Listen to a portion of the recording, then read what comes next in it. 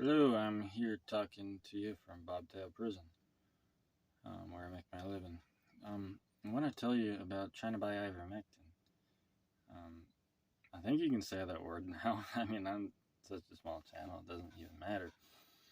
But I was sitting here trying to buy from an Indian man in California who has, I'm guessing, folks, but maybe not folks, maybe it's a professional relation with pharmacies in India, where they produce these things and distribute them in their country without issue, and they're not afraid of making a buck other places. The prices are pretty cheap, and I've heard from some people that they don't die from arsenic poisoning or something, and they're effective. Um, some people say they're even more effective than like the U.S. versions, and there's some thought that maybe the U.S. ones are kind of watered down a bit. Who knows? But anyway, my bank account just shut down completely. Well, I could still buy with my card, but I couldn't do anything online. I called fraud department, because that's the obvious thing to suspect. And I said, look, everything's fine. We don't even see anything, but you can't do online banking, and we don't know why. And I said, okay, I probably know why. It's because I was trying to do this purchase, but it was me. And they're like, oh, well, we don't know why. So that's that. And they said it looks like they'll be able to use your online banking in 48 hours. So I just waited, and waiting for the black helicopters or whatever. And lo and behold, Monday morning comes. It was a Friday, so I waited more than 48 hours, and it still didn't work. So I went to the bank branch in person. I wasn't working; I had a day off. Usually it's on Saturday evening to Sunday. Sometimes it's on Monday, and it was on Monday today. Um, so I go to the bank, and I'm like, hey, this isn't working. Like, what's up? And they're like, I don't know. There's no purchase that are flagged. And then I call, and they find out, oh, I went to some Internet Activity Review department. I'm like, okay, what's that? So she calls, and she, figures out, blah, blah, blah, blah, blah. And it's resolved like a long 20 minutes later. It was quite long. I was kind of awkwardly sitting there. Do I talk to this lady? Do I not?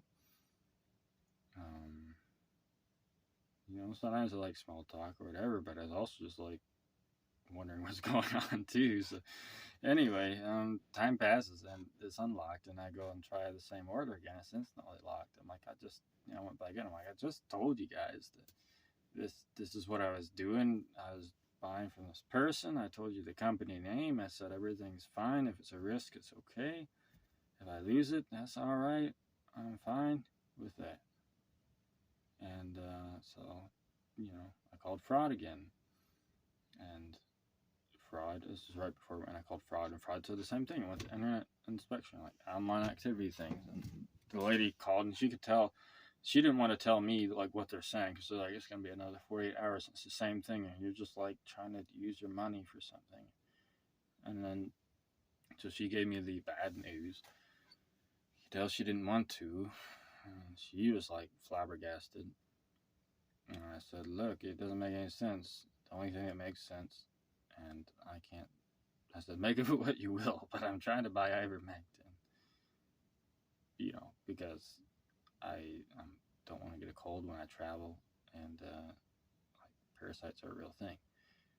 I think what I said exactly about parasites, I said, and where I'm going, the water system's not so great. There's a lot of parasites.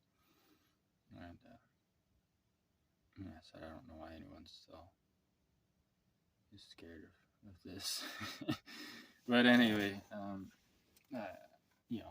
worried about COVID and all this stuff. I said pretty much like COVID stuff or whatever, but just very quickly, something like that. And anyway, so then I just got the call from the mysterious internet, activity panel department, the mysterious online activity department of my bank. And, she's like, oh, she asked me about the purchase or whatever. And I'm like, how much it was? I'm like, it's this much. And it was $415 for 400 tablets, 12 milligrams. It's a pretty good deal. But, I mean, in third world countries, it's like way cheaper too. So they're making good money, the Indians. That's pretty much, all the money that needs to be spent. That's where you get in trouble, or that's why it became politicized. But anyway, so what can I say? She's like, okay, she confirmed the purchase or whatever, and she's asking me, uh, like, do I know this man or something? And I'm like, excuse me, like, I'm trying to complete a purchase. You telling me I can't? Now you're trying to know how I know this guy, or for me to give something else. And I'm like, I don't see any reason why I should give that information for exactly what I said. But I just said, like, I'm not talking about anything. Why? You you're saying something's fraudulent. You're making a claim. Why don't you tell me why you know it's fraudulent? And she got like, what do you mean? Like, I saw it come through or whatever on the screen. Like earlier today, there was another account. She said earlier today there's another account that was flagged. Someone tried to send money to this and it was a scam. And I said, is there any way that I can have anything to know that what you're saying is true?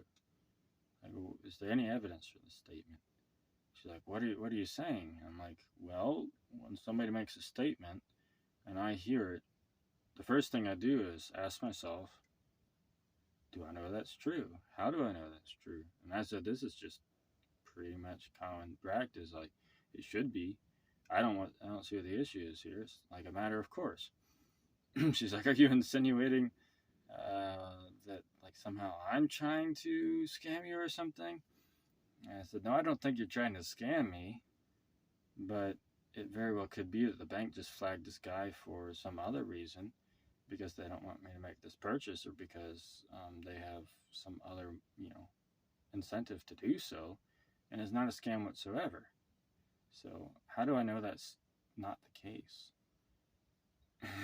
And then she's like, again, like kind of flat, she just didn't know how to respond or anything. But like, really, like, am I supposed to just trust you? Like, when you talk to a scam artist, like, they have to make you believe them or trust them. Like, there's certain amounts of charisma involved. And these scam artists, the ones that work at the bank, they just have the public's trust automatically. It's like the easiest job in the world. Like, oh, you're a banker. You've only stolen like $1,500 from me in the last 10 years in overdraft fees. Is I can trust you automatically. You wouldn't do anything, even though you take like $2 from my savings account here and there, or you invest my money and don't give me anything for it whatsoever. Without even telling me that you're gonna do this with my money. But yeah, they can do all that, and that's fine. But I just thought it was quite funny and quite concerning. So it's not just that this like perfectly safe medicine has become politicized for greed and control of people. I mean, it's really useful substance for many things, river blindness, and just all kinds, immune disorders, general inflammation, just so on and so on. So that's like number one thing that's like really off about the situation. Number two is that she can't give me any evidence for anything, but my life is affected. The evidence is some numbers on a computer screen or some letters that say this, that, and that. And she's just sitting there. She doesn't have no clue about anything. It's literally an automated system, she says. And it's like, I know I can have totally automated. It flags something. It sends to her. She has to call and get details. And then what's that? Like, I don't know what they're using those details for. She says, I'm recording this phone call. Okay, for what? Like, so you know how people think and respond that want to buy this substance that you don't want them to or something? Probably. Like, what's their tone of voice? Like, feed the AI dragon. But anyway, that's weird. Oh, okay, now I'm getting too conspiratorial. Whatever. But like, she doesn't know anything, and that's just like the stupidest thing in the world. Like, proof is not a few a few letters on a digital display. It's just retarded. And people are so retarded that they can sit in their little cubicles and never question their job. Like, her response showed me that she never ever thought about the possibility of that whatsoever. It never bugged her. It never bugged her conscience. It never bugged her logical mind. Nothing. She's probably just sitting there slurping some sugary drink. She's gonna go home and whatever. Like, there's this weird guy. Maybe he's a conspiracy theorist. Because he asked why I knew something to be the case that I said was the case. Okay, we're so far from any type of thinking in this country. But